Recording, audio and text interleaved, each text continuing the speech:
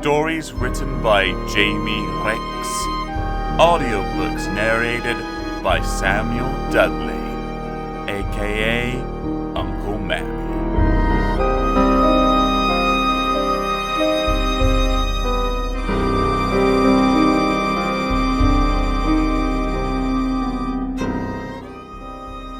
Story 9: The Big Sleep.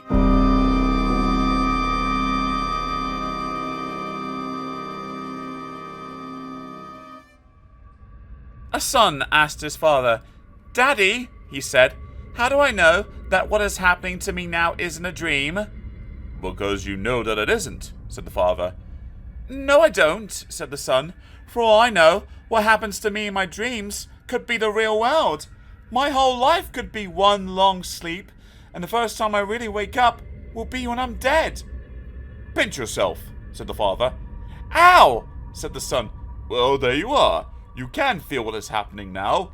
A dream is something fantastic that only happens in your head." "But what if it's the other way around? What if I'm dreaming right now?" "You're not," said the father. "But I might be." "No, because otherwise I'm having exactly the same dream as you," said the father. "It's possible," said the son. "You, sitting here beside me, might be a dream.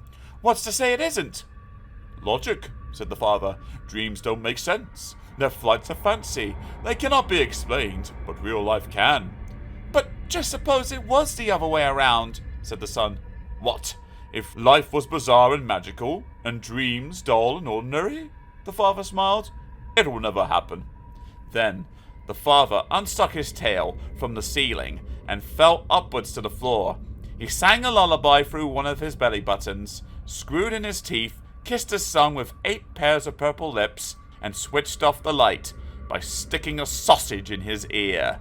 "Now go to sleep," said the father to his son. "Sweet dreams."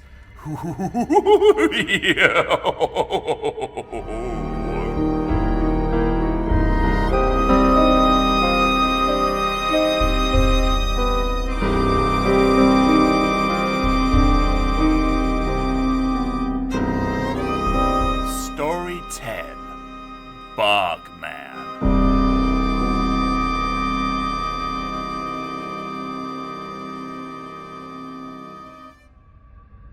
A sharp, icy wind whistled between the 6 rocks that had been laid out in a rough circle. On each rock sat a man, powerfully built with broad, muscular shoulders, arms hanging like elephants' trunks below his knees, and thick matted hair clinging to his short body. 6 spears lay unattended by a slab of rock in the center of the circle, and on the slab lay the body of the victim, another man, bound hand and foot by thorny ropes. He lay silent, unmoving, while his captors decided his fate, shouting to make themselves heard in a strange language that sounded more animal than human. A saber-toothed tiger roared from its lair in the mountains, and then fell silent. The Stone Age court was in session. Marg, the son of Fan, lay terrified on the cold slab of rock, knowing that if he were found guilty of stealing cattle from his brother, he would surely be put to death. A thundercloud rumbled in the black sky and spat out its first drops of rain. The eldest of the captors stood up and walked towards Marg. He picked up a spear and held it high above his head. The others fell silent. Then, with one almighty blood-curdling scream, he drove his heel into the mud, sprang forward, and brutally plunged the spear into the bound man's thigh. Marg was guilty.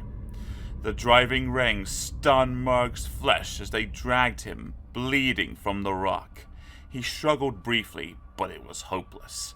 They raised him onto their shoulders and ran with him down to the edge of the peat bog. They were laughing now. They swung him once. Marg tried to cry out. They swung him twice.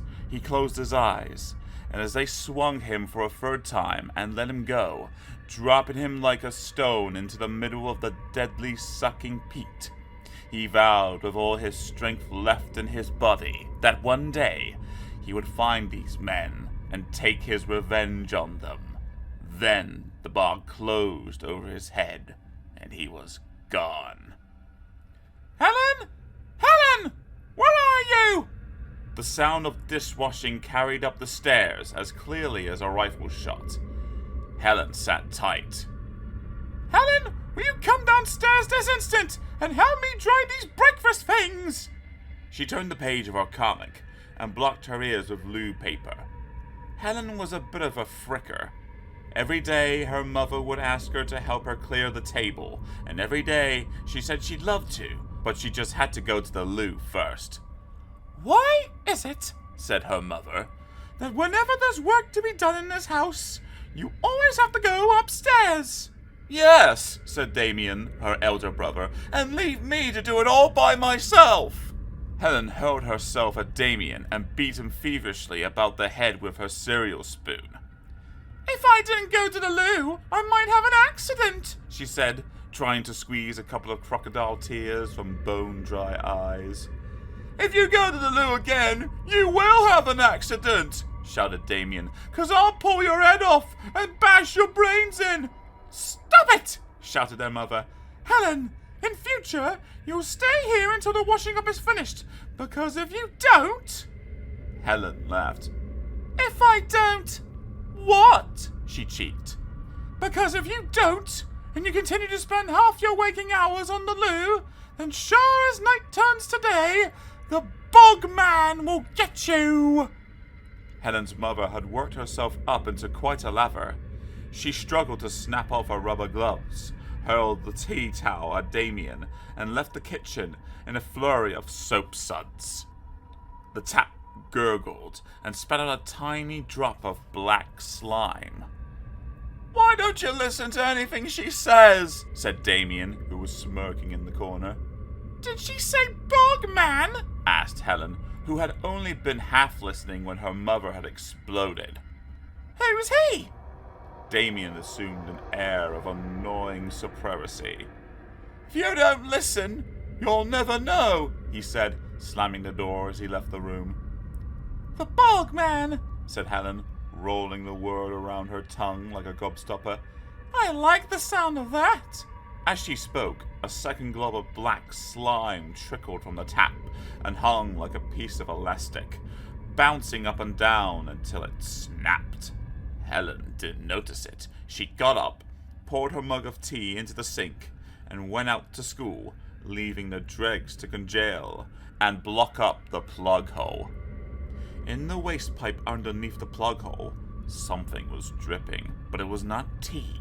It was a black, sticky substance, like a biologic hair gel, which slithered down the sides of the pipe and trailed off into the cloudy grey sewer water, which flowed below Helen's street.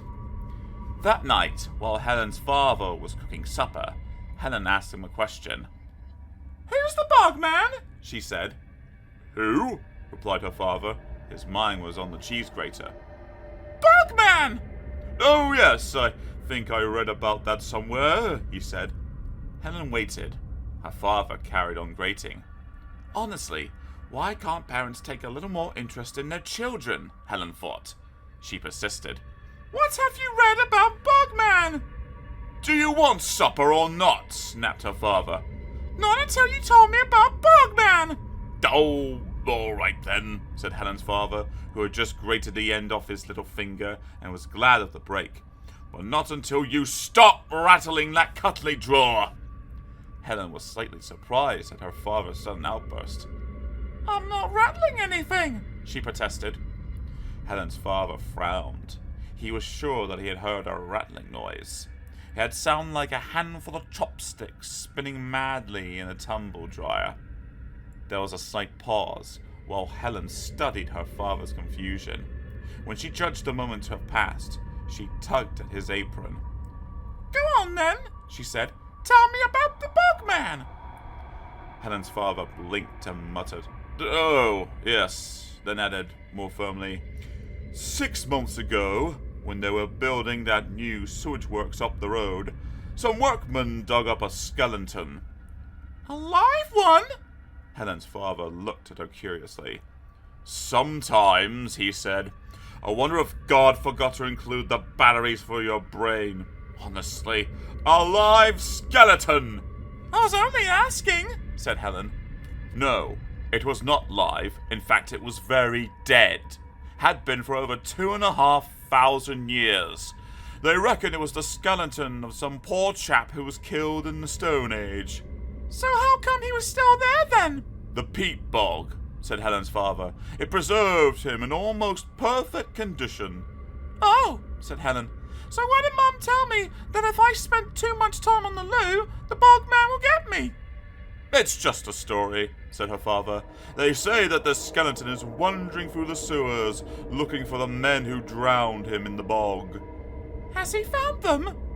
Of course not. They died over 2,000 years ago as well. So why might he attack me?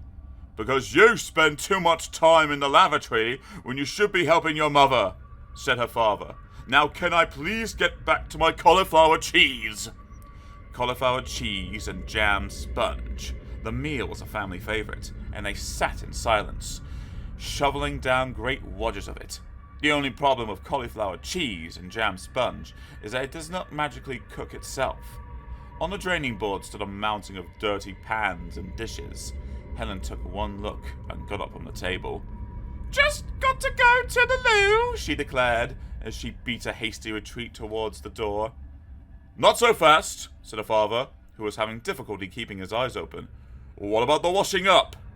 I'll do it when I get back, Helen lied. She saw her father's eyes suddenly slam shut. Brian! Scolded Helen's mother. For once in your life, behave like her father! But it had no effect.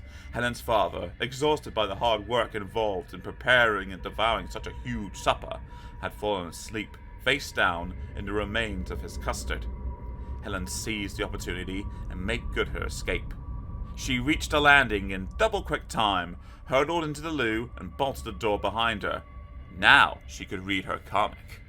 The one she had secretly stashed away behind the distrin. She sat on the loo and rapidly became engrossed. A strange rattling noise broke the silence. That would be her mother doing the dishes, thought Helen, and she carried on reading.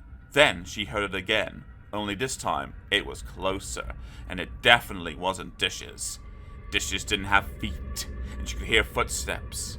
It was coming from underneath her, from inside the loo.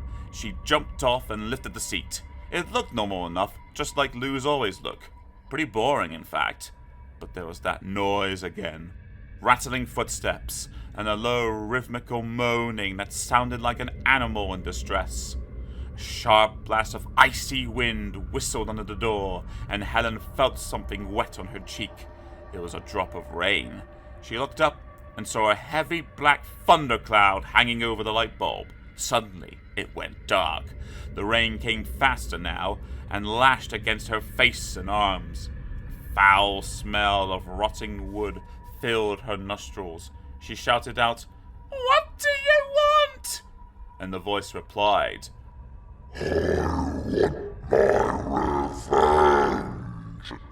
Downstairs, Helen's mother was trying to do the washing up, but something strange was happening. Black, sticky goo was bubbling out of her taps, filling the sink and running down her Easy Wipe kitchen unit onto the floor. Damien was giggling again. Helen's father was still asleep.